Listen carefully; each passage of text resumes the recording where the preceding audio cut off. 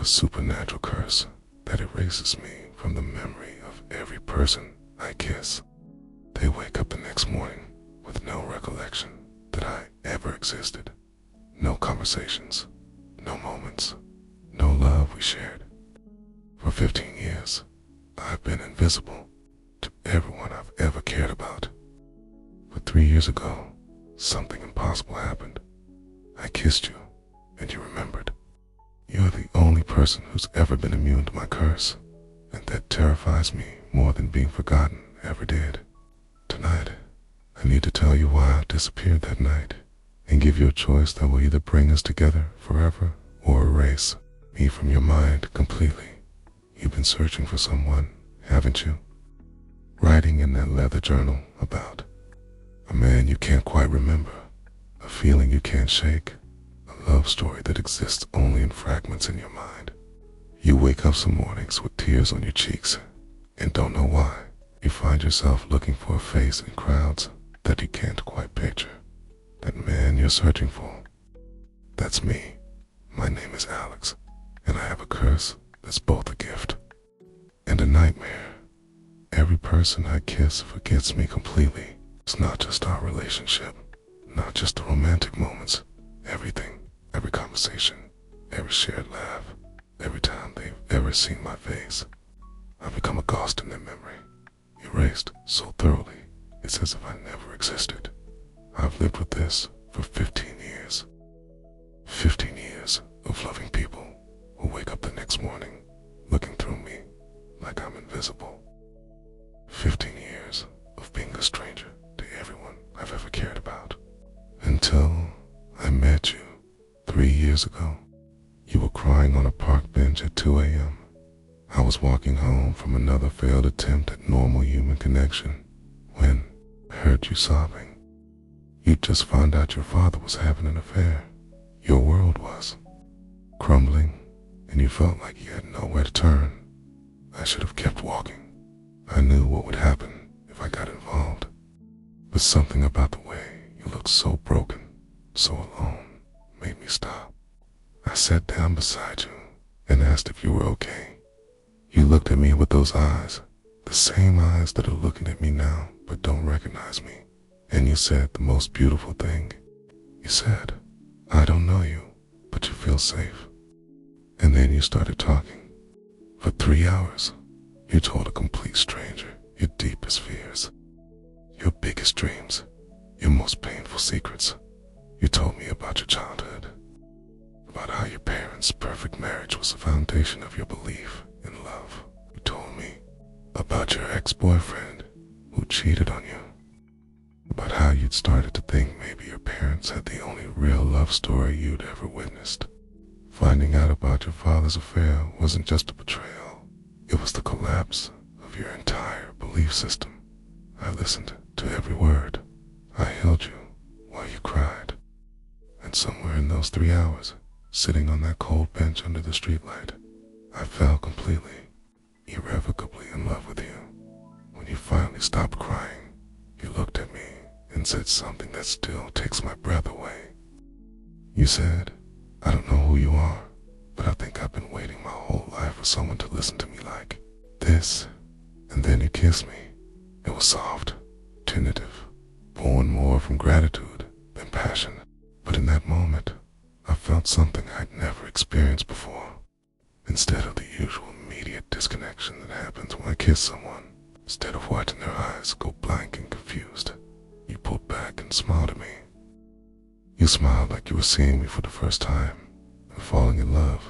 You said, I know this is crazy, but I feel like I've known you forever. You said, I don't believe in love at first sight, but this feels like coming home. You said, please tell me you feel this too. I did feel it. It's God. Sarah, I felt it so intensely I thought my heart would explode, but I also knew what was coming. I knew that any second my curse would kick in and you'd forget everything, the conversation, the connection, the kiss, all of it. But seconds passed and you were still looking at me with recognition.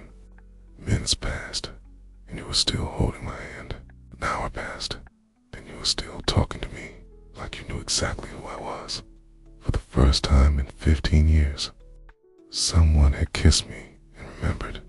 I was so stunned, so hopeful, so desperate not to break whatever spell was protecting our connection that I made a decision that's haunted me ever since.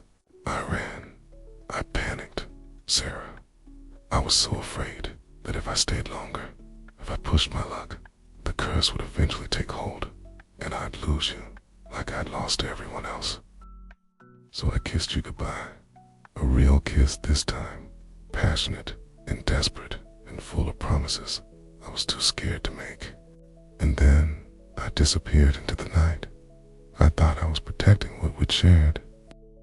I thought I was preserving this one perfect memory where someone loved me and remembered loving me.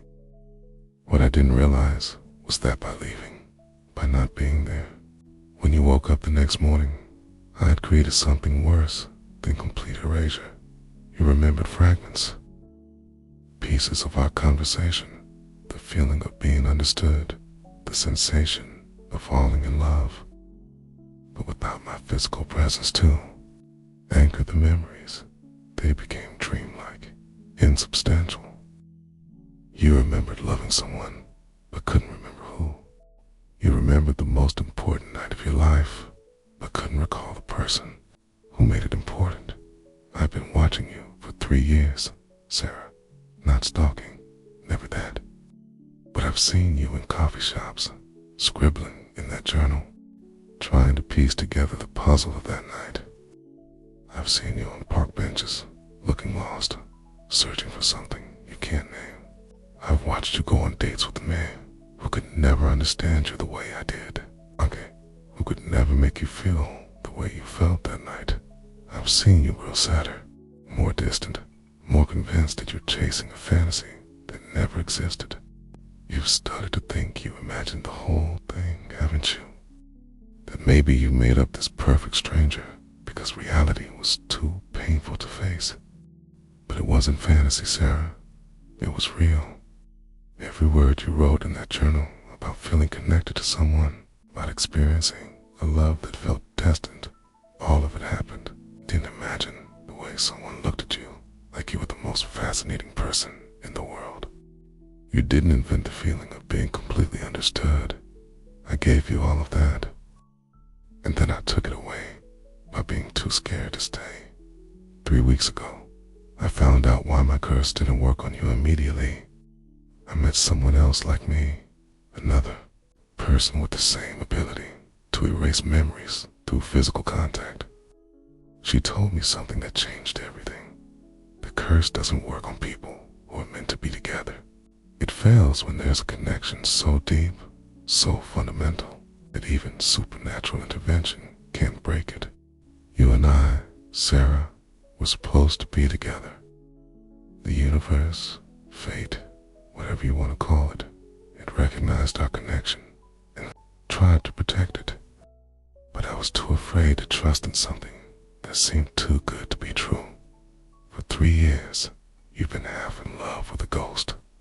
For 3 years, I've been completely in love with someone I convinced myself I could never have. And for 3 years, we've both been miserable because I made the wrong choice. I'm here tonight because I can't watch you suffer anymore. Can't let you keep thinking you're crazy for missing someone you can't remember. I can't keep loving you from a distance when I could be loving you in your arms. But there's something you need to know. The reason my curse didn't work perfectly on you that night is not permanent. The protection only lasts as long as we're apart. If I kiss you now, if I try to restart what we had, one of two things will happen. Either our connection is strong, enough to overcome my curse permanently, and you'll remember everything that night. This conversation, every moment we're about to share, will have our love story, our second chance, our happily ever after, or the curse will finally take hold. And you'll forget, not just tonight, but that original night, 3 years ago. You'll forget the journal entries, the searching, the feeling that something's missing from your life. You'll forget that you ever loved someone you couldn't remember, and you'll move on with your life as if none of this ever happened. I'm willing to take that risk, Sarah. I'm willing to gamble everything on the chance that what we have is stronger than what I fear. But you need to choose. You need to decide if you're brave enough to kiss someone who might disappear from your memory forever. You could walk away right now. You could keep the fragments you have. Keep writing in your journal. Keep searching for something that feels just out of reach.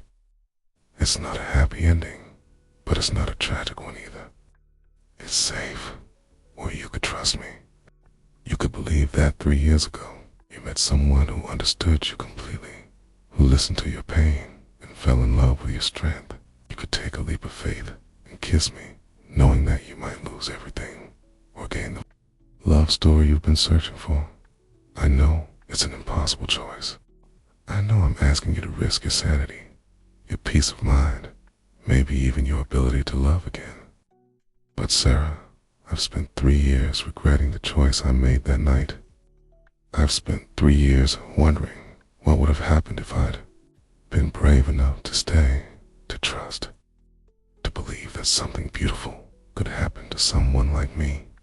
I can't live with that regret anymore, and I can't watch you lie with the emptiness I created. So here I am, offering you the truth, offering you a choice, offering you me, all of me, with all my flaws and fears and supernatural baggage.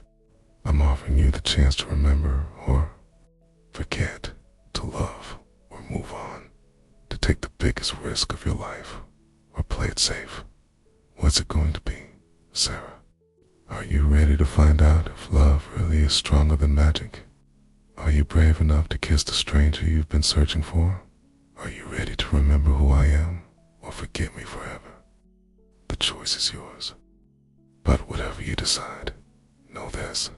That night, 3 years ago, when you said you felt like you'd been waiting your whole life for someone to listen to you like that, I've been waiting my whole life to hear someone say those words. You saved me that night, Sarah. You made me believe that maybe I wasn't meant to be alone forever. You gave me 3 hours of being truly known by another human being. It was worth 15 years of loneliness. Now, I'm here to return the favor.